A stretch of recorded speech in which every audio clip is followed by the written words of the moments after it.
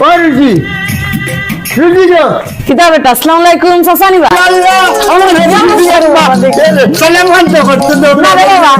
তুমি আমার সাথে কিতা কো সালাম করতা এরে গো মাই হুডো আমি তোমার হবুদা মানে আমার রুজি কেন গেল আমি বাক্কা সময় ধরে তাই অপেক্ষা করলাম ভাইজাম না তো ভাইজি কিতা কইতাম রে বাবা বারে কই গেল কুম্বাই গেল আমার লোকে কথা দিল আমার লোকে দেখা করবো ওখানে আর দেখা করে না কারণ কিতা বুঝলাম না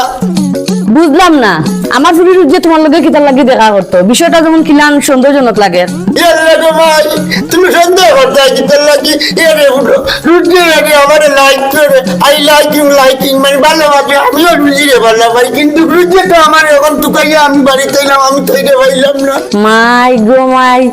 আমরা লাইকিং বুঝলাম না বেটা তুমি আমার চাচা লয়ে তুমি এটা বুঝো রে বাবা আল্লাহ মাহমুদ এটা তোমার বয়স আসিল না ওই তো নতুন যুগ বুঝছো নি লাইনও তো ভালো ভাই এমনি আজমকে ভালো ভাই আমি রুজি রে ভালো ভাই রুজি আমারে ভালো ভাই এর লাগি তো তুকাইয়া বাড়িতে এলাম গো দুদিন পরে আমার বিয়ে হইব রুজির লগে আচ্ছা রে বাবা এটা আমি বুঝলাম না এটা আমার ফুরি আইছিলে বুঝুন এখন তুমি তোমার যাও কি কথা বুঝাইনি ওই।